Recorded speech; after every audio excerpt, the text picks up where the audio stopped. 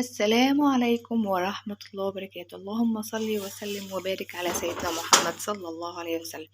ازيكم يا حبايبنا، عاملين ايه؟ يا رب تكونوا بخير وبأفضل حال. متنسوش اللايك والاشتراك في قناتنا المتواضعة عائلة المروجي. يا رب قناتنا تكبر بفضل ربنا ثم بيكم. ومتنسوش اهم حاجة الدعاء لاخواتنا في فلسطين، ربنا يحفظهم ويبارك فيهم ويداوم مرضاهم ويرحم موتاهم وينصرهم يا رب. اللهم عليك باليهود، اللهم عليك باليهود، اللهم عليك باليهود. نزلنا العيال المدارس وبداية جديدة. حسين بيقول انا كده رايح سنة تالتة، قلت له يا حبيبي انت لسه في تانية. ماما طلع الكتب وحط كتب تانية عشان انا رايح تالتة. اقوله لا انت لسه في سنة تانية، وبيحسب ان خلاص هو كده كبر سنة. مش انا عيد ميلادي كان في العيد، قلت له بس انت لسه في سنة كام تانية. وان اقنع في العيال ومش عارفه ايه، وفي اختراعات امبارح بتاع الابريتاج، يلا ربنا يهديها يا رب. اهم حاجه ان هي تاكل تخترع. قلت لها عاوزه تخترع اللي تخترعيه بس تاكليه. يلا نروق مطبخنا. جمعنا كده الحاجات كلها في الحوض كده، ونعين الحاجات دي بقى في المطبخ، الحاجات اللي هي نضيفه. ودايما بحط طبق الزفارة في جنب. كان في سردين باقي، يعني كنت انا حاطاه في التلاجة، وامبارح ما كانش ليا نفس الحاجة وقمت جايباه واكلاه.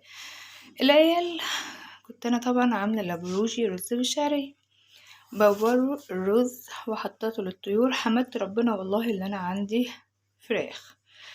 اللي ما عندهاش بقى تشوف واحده جارتها تتضايق. المهم ان هو حرام ان انت ترمي حاجه في الزباله. وبما ان بكره السوق نلم حاجه في الثلاجه. عندنا بتنجانتين، فلفلتين، قرن شطه، الحاجات ده هنقليها. هنعمل مكرونه وبيض وبتنجان وبطاطس، وهنلم دنيتنا ونشوف تلاجتنا عشان بكره العيد. احنا ما تسوقناش من يوم الجمعه اللي هو قبل العيد. كل سنة وانتم طيبين، وربنا يجعل أعيادكم كل أيامكم عيد، ويا ربنا يقدر أعياد المسلمين، وربنا يفرحنا يا رب بنصر غزة، وربنا ينصرهم على من يعديهم. يلا بينا نروق المطبخ. قبل ما اروق المطبخ تعالوا اوريكم انا كنت بعمل ايه. بعد ما وديت حسين الازهر وجيت بقى نفسي بحاجه مسكره، جبت شوكولاتات ومش عارفه ايه، جزعت نفس الواحد. قمت جايبه جزرايه اكلني فيه ارنب في البيت. يلا بينا نروق المطبخ. ما هي ست البيت مش هتهتم بالعيال وده وده وتنسى نفسها. انا بصراحه من النوع اللي بينسى نفسي، فانا قلت لا. يعني انا بقالي كام يوم ابروش قاعد يقول لي انت طالعه من رمضان خاسه، انت مش عارفه ايه. قلت له والله لا لا انت. كل يوم بالليل اقوم جايبه كيس السوداني وشويه ترمس جنبي والحلويات ومش عارفه ايه. قلت له يلا بينا نتخن بقى، مش هو عاوز واحده تخينه؟ يلا بينا، انا وزني حلو والحمد لله. هو قاعد يقلس علينا طبعا. ما انا واحده كانت صايمه وتدخل المطبخ تروق وتجري ورا عيالها ومش عارفه ايه. يلا الحمد لله. اهم حاجه ان احنا صمنا شهر رمضان على خير. ربنا يبلغنا رمضان ورمضان ورمضان يا رب، لا فاقدين ولا مفقدين. يلا بينا نبطل رغي عشان نروق بسرعة، عشان نطلع لطيورنا ونعمل اللي ورانا قبل ما اروح اجيب الحاج حسين من الازهر. ما تنسوش بقى تعملوا لايك على ما نروق الحوض. قلت قبل ما اروح اروق الحوض اغسل دول واحط عليهم ملح على ما يتبلوا وعلى ما يطلع فوق ومش عارفه ايه، يكونوا يتبلوا خالص كده ويتقلوا مع بعد البطاطس ان شاء الله. سبت قرن فلفل والله واحد بس في التلاجة، قلت عشان لو العيال اللي احتاجوه. وطلعت دول كان عندي قبل العيد، يعني بقالنا اسبوع وشويه، قولوا اكتر من 10 ايام. المهم ربنا يستر بيتي ويستر بيت المسلمين. يلا بينا اغسلهم واقطعهم واحط عليهم ملح بتاعهم. عملنا البتنجان بتاعنا كده، قطعناه ورشينا عليه ملح. طبعا ما بترشيش على الفلفل ملح. واحده حبيبتي بتقول لي يا منى الزيت بيطرطش على ايدي على طول. قلت لها انت تغسلي الفلفل وتنشفيه كده بفوطه المطبخ. قالت لي مش هيعمل طرطشه. لا انا بعمله كده على طول، بقوم غسلاه واقوم جايبه الفوطه جنبي واقوم منشفاه، ما بيعملش اي طرطشه على الايدين. ويلا بينا بقى نروح نروق المطبخ. شغلنا احمد حسن يمدح كده في النبي عليه افضل الصلاه والسلام، واحنا بنشتغل نروق حاجتنا يبقى بالنا مرتاح. ربنا يا رب يروق بال الحريم كلها. يلا بينا نروق مطبخنا.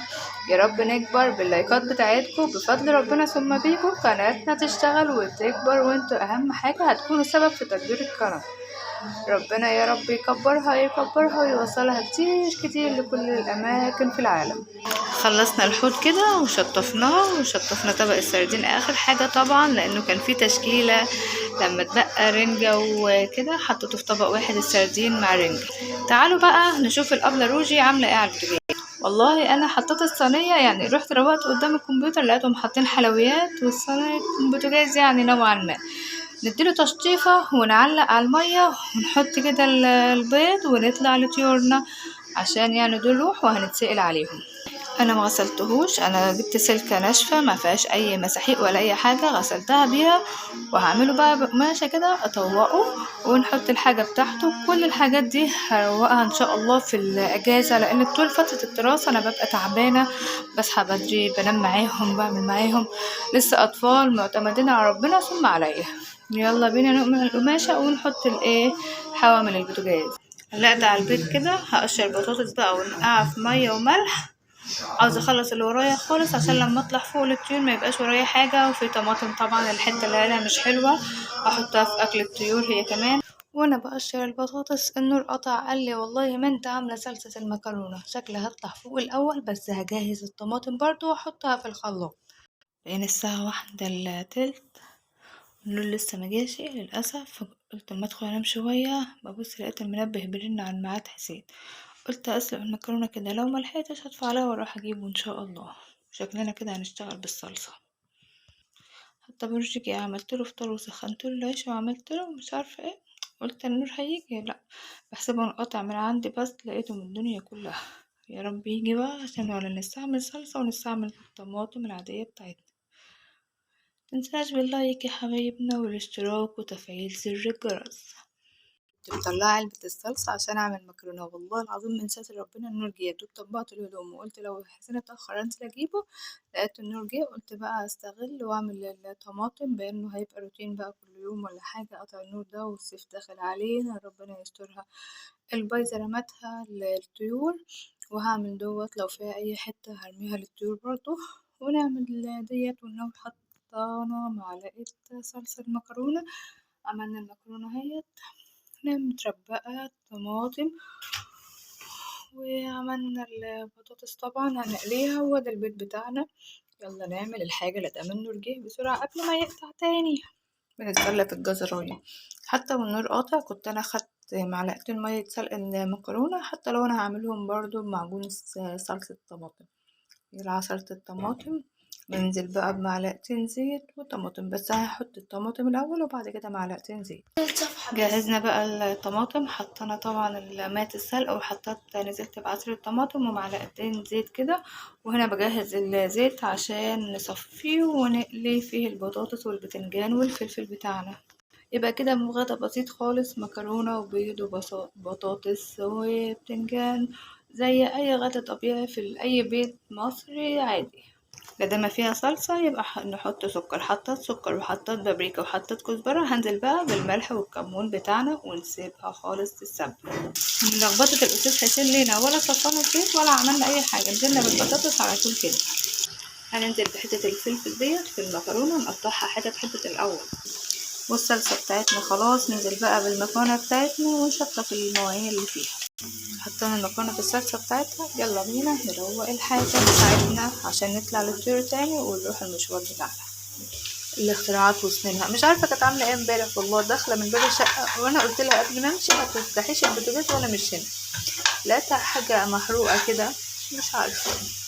يلا نغسلهم هما كمان. طلعنا البطاطس كده، وممكن وانت واقفة تتسلى عليهم. نزلنا بقى بصلصة البتنجان ديت، وبعد ما نطلعهم نحط شوية الفلفل، قرن فلفل وقرن شطة ونص قرن شطة صغير. العيال جم من المدرسة يبقى الخناقات والمشاكل بتتبادل. لقيتهم قرنين فلفل وقرنين شطة، وطلعت البتنجان. هروح اجيب الدقة واجيب اخر ليمونة يتيمة عندي ان شاء الله بكرة السوق. ربنا يستر وما يحصلش حاجة وحشة ونعرف نوقف في السوق براحتنا. ولادي بيحب الكمون عليه على البطاطس، انا ما بحبهوش، فبحاول اسيب حبة كده معلهمش. البيت بتاعنا البيت دوت بسيب منه لتاني يوم، يعني عشان ما اسلقش النهارده واسيب منه بكره، اسلق بكره بسيب منه كده لتاني يوم على رف التلاجة. والزيت بتاعنا ده هيترمي ولقيتهم ليمونتين الحمد لله. والله ستر ربنا في بيتك، طول ما انت بتطلب الصدر عملت الباذنجان والفلفل الحمد لله. وادي المكرونة بتاعتي مش الطبين الحوض بتاعنا.